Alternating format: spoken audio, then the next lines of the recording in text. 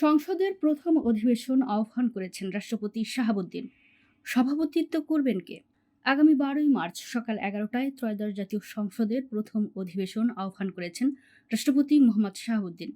সাংবিধানিক নিয়ম অনুযায়ী জাতীয় নির্বাচনের ফলাফল ঘোষণার ৩০ দিনের মধ্যে সংসদের প্রথম অধিবেশন বসার বাধ্যবাধকতা রয়েছে। কিন্তু ৫ আগস্ট ফ্যাসিস্ট আওয়ামী সরকারের পতনের পর উদ্ভূত বিশেষ রাজনৈতিক পরিস্থিতির কারণে এই অধিবেশন পরিচালনা নিয়ে একটি নজিরবিহীন আইনি ও কাঠামোগত শূন্যতা তৈরি হয়েছে। সংসদীয় রেয়াজ অনুযায়ী নতুন সংসদের উদ্বোধনী অধিবেশনে সাধারণত বিদায়ী সংসদের স্পিকার বা তার অনুপস্থিতিতে ডেপুটি স্পিকার সভাপতিত্ব করেন। সেই প্রথম অধিবেশনেই নতুন স্পিকার ও ডেপুটি স্পিকার নির্বাচন করা হয়। কিন্তু দ্বাদশ সংসদের স্পিকার ইতোমধ্যে পদত্যাগ করেছেন এবং ডেপুটি স্পিকার বর্তমানে কারাগারে রয়েছেন। এই জটিল পরিস্থিতিতে ত্রয়োদশ সংসদের প্রথম অধিবেশনে কে সভাপতিত্ব করবেন তা নিয়ে রাজনৈতিক ও আইনি মহলে বড় ধরনের প্রশ্ন দেখা দিয়েছে। এই অদ্ভুত পরিস্থিতিতে শূন্যতা মোকাবেলায় ক্ষমতাসীন দল বিএনপি জাতীয় সংসদের কার্যপ্রণালী বিধির ৫ ধারা থেকে সমাধানের উপায় খুঁজছে। ওই বিধিতে বলা হয়েছে, স্পিকার ও ডেপুটি স্পিকার উভয় পদ শূন্য থাকলে স্পিকার নির্বাচিত না হওয়া পর্যন্ত সংসদ সদস্যদের শপথ পরিচালনা ও সংসদে সভাপতিত্ব করার উদ্দেশ্যে রাষ্ট্রপতি মনোনীত কোনো ব্যক্তির সম্মুখে শপথ গ্রহণ বা ঘোষণা করা যেতে পারে।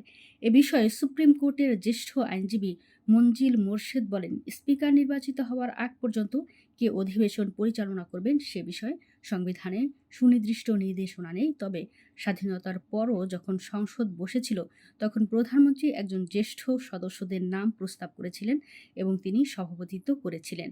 বর্তমান প্রেক্ষাপটে যেহেতু বিএনপি সংখ্যাগরিষ্ঠ, তাই প্রধানমন্ত্রীর প্রস্তাব ও সদস্যদের সমর্থনে একজন জ্যেষ্ঠ সদস্য সহজেই স্পিকার নির্বাচিত হওয়া পর্যন্ত সভাপতির দায়িত্ব পালন করতে পারেন। আরেক জ্যেষ্ঠ আইনজীবী শরীফ ভূঁইয়া জানান, পারস্পরিক বোঝাপড়ার ভিত্তিতে একজন জ্যেষ্ঠ সদস্য স্পিকার নির্বাচিত হওয়া পর্যন্ত সংসদে সভাপতিত্ব করতে পারেন।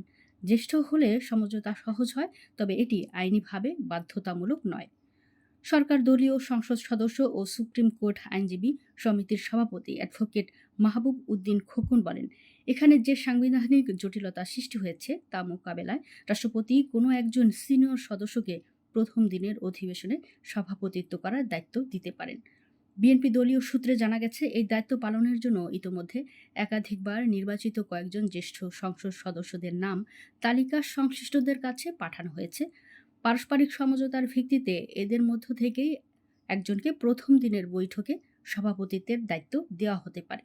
সভাপতির দৌড়ে যে বর্ষিয়ান নেতাদের নাম সবচেয়ে বেশি আলোচনায় রয়েছে তারা হলেন ডক্টর খন্দকার মোশাররফ হোসেন, কাজী শাহ মোফাজ্জল হোসাইন কায়কোবাদ, জয়নুল আবদিন ফারুক এবং মেজর অবসরপ্রাপ্ত হাফিজ উদ্দিন আহমদ।